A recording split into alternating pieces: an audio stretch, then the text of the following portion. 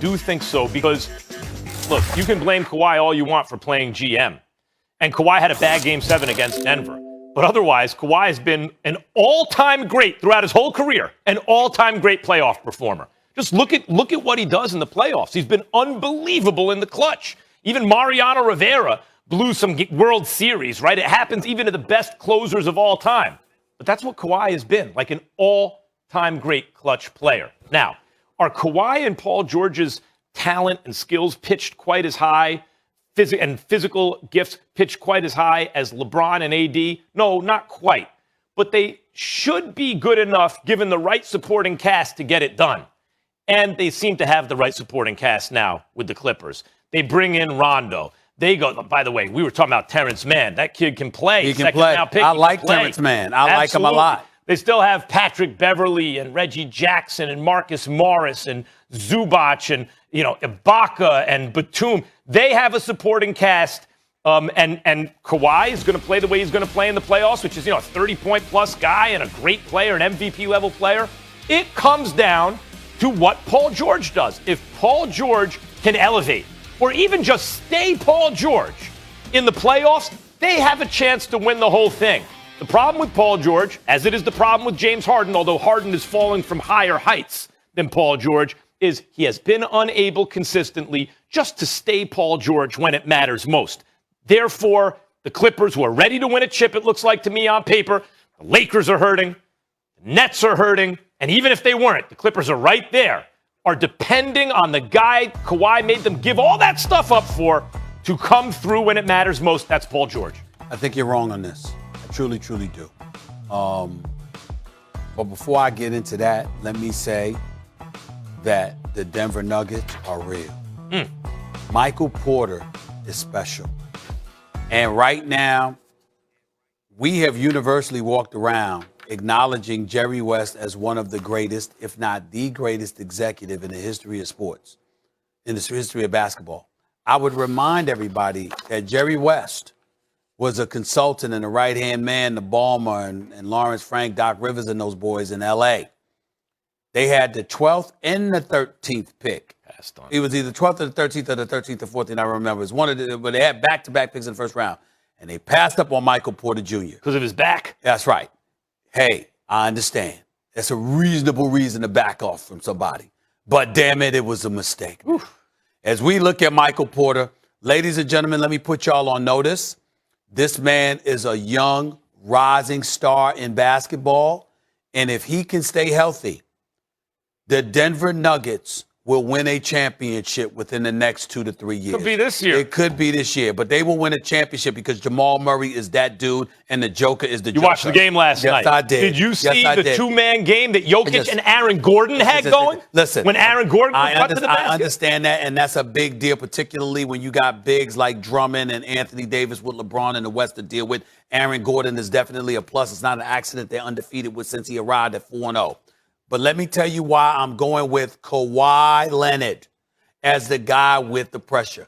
I get what you're talking about in terms of Paul George's game. But when Paul George, and I love Paul George and I believe in him and I believe he's going to get it done. But if for some reason he doesn't, we ain't going to let Kawhi Leonard off the hook. Because when you ask the Clippers to mortgage the farm and give up multiple first, second round picks and all the stuff that they gave up to get Paul George because Kawhi Leonard demanded that they do so. When you do all of that, you don't get to run and hide and point the finger at somebody else because they didn't get it done when that was your guy. Okay? It's almost like management. If management swears to upper management, this is the guy, and then that guy flames out, well, then that's on you. Who insisted to management, you got to get him. Now we got to take it a step further because it gets even more important here. You know what Kawhi Leonard was saying in the offseason when they lost to the Denver Nuggets after being up 3-1? Max, we need a point guard. We need a point guard. We got to get a point guard. We don't have a point guard. Patrick Beverley can play, but he's basically a defensive player. But we need a point guard. We need a quintessential floor general, somebody that can run the show, somebody that can run the offense. So every shot we get ain't a difficult contested shot. He's right. Blah, blah, blah, blah, blah. He was right. Now you got Rondo. Who hasn't played for them yet, by the way. Who hasn't played for them yet. Now you got Rondo. Playoff Rondo. That's what you got him for. No doubt. So, okay, You needed Paul George, you got him. You need a point guard, you got him. This is your franchise. You want to be the dude with the crown dangling from the mirror of your convertible, arriving in LA as a champion and an NBA Finals MVP, saying this is your town now? You didn't say it, but your New Balance commercial said it for you. Where you at? The point is, again, you averaging 25.9. Kawhi Leonard's a superstar. I know that. There's no debating here. Just like I wasn't debating that about Russell Westbrook yet the other day. Nobody's debating the greatness of the individual talent that Kawhi Leonard is. That is done. Period. The question is, what you come to LA for? What you come to the Clippers for? We asked because now's the time. And just like last year, you won 3-1 with LeBron waiting for you. You didn't make it there. You got to remember, Kawhi Leonard has the license to opt out and be a free agent this summer. He don't have to stay with the Clippers. What you there for? You here to deliver something they never have. The Clippers have never even been to a conference final. Ever. Could you imagine if Kawhi Leonard doesn't even get them to a conference finals? Oh, no. I'm not looking at Paul George. I'm looking at him. Fair point. I'll say this. If he chokes in a Game 7 again, I think you'd be right. I don't anticipate that because he's never done it before. I don't either. He's always been, again, look at Kawhi's playoff record. He's one of the greatest players who ever lived in the playoffs. Yeah. He's better than normally in the regular season. That's a great player. Well, saying, no, I disagree with you there. I'm not saying numbers-wise. What I'm saying is you weren't asked to do anything in the regular season when you were with the Spurs compared to what they asked you to do in the playoffs. Okay, but then in Toronto. I'm just saying that, but they asked for more. In Toronto, yeah, I mean, but you would consider, but you remember, he took about 22 games off. It was the load management thing. He wasn't asked to do that. He was there for the playoffs. He was there for the playoffs. In the playoffs, he's been one of the greatest players ever in the playoffs. Okay. But he did choke in Game 7. Remember those conditions. So if he does that again, I'm with you. All right, that's on you, Kawhi. The pressure would be. But I'm saying this. Basically, he's not the GM LeBron is. LeBron looked at Miami and said, I'm going to take Wade and Bosh, put himself in a winning situation. Kyrie and Kevin Love, putting himself in a winning situation. All right, I'm only going to be able to have one dude with me in LA. Who's that going to be? AD. Winning situation. AD's an MVP caliber player. Kawhi's only got to make a choice one time. That was to go to the Clippers and say, hey, bring me Paul George.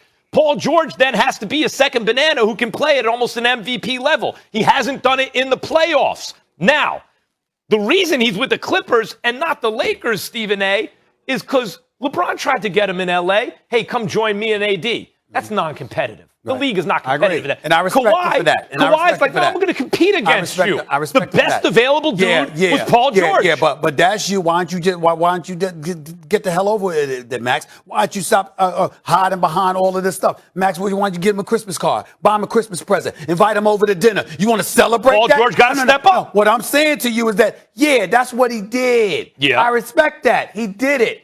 But in the end, it's about what you're going to do. You came to L.A. for a reason. You had them sacrifice the farm for a reason. You wanted Paul George. You wanted your point guard. They've given you everything you wanted. And we know he was asking for some other stuff, the private jets and everything else. We probably know he got that too. Get it, I'm not mad at him. Get it all. But in the end, you got to show up. And if Kawhi Leonard, listen, if the Los Angeles Clippers don't make it to the conference final. Let me ask you something. The number one person you must look at is Kawhi Leonard. Let me ask you something. If they don't make it to the conference finals, right?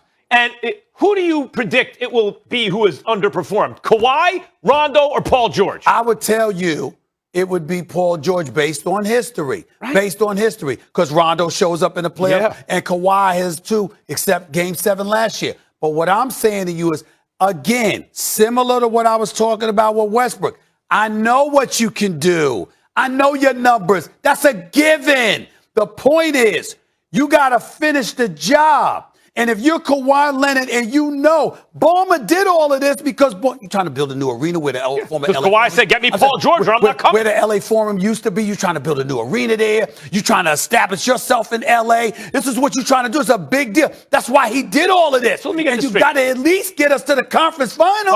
By that logic, though, like if LeBron, who chose Kyrie, right? Like comes back to Cleveland because he sees Kyrie, goes, I can win with this cat, right? And then brings in Kevin Love also. If Kyrie didn't play big in Game 7 against the Warriors and they lose, that's on LeBron?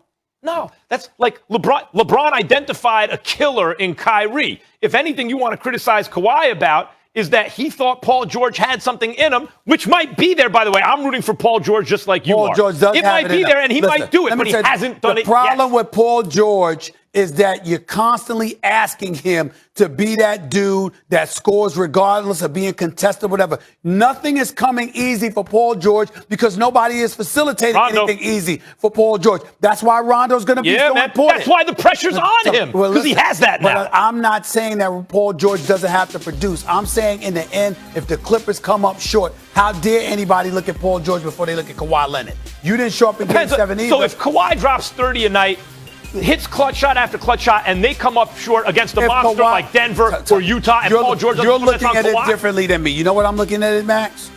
If you're good enough to get to a Game 7, close. I'm not looking at Paul George to close. I'm looking at Kawhi to close. Now, if you get bum rushed in 5 or something like that, well, then that's different. But if you good enough to get to a Game 7, what did I say when Allen Iverson went up against Kobe and Shaq? I went like this. Oh, AI gonna get you one.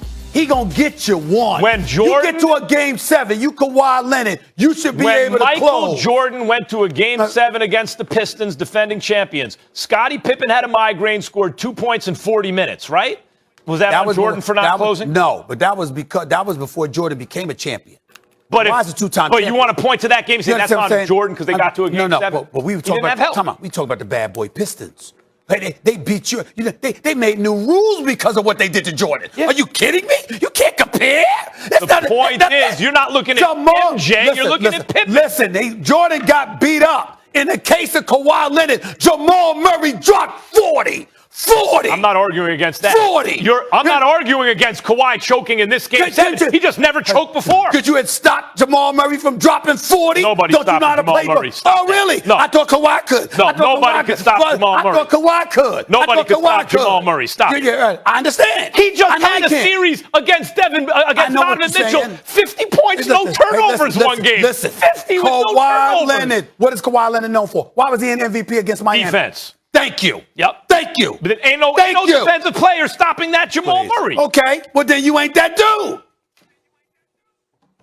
Kawhi's not that dude? Then you ain't that dude. Because he can't stop Jamal Murray? Get to a conference finals. I'm with it. His main support's got to show up. Conference finals. Agreed. PG-13 got to show up. He'll show up. This is already a lot on a Friday.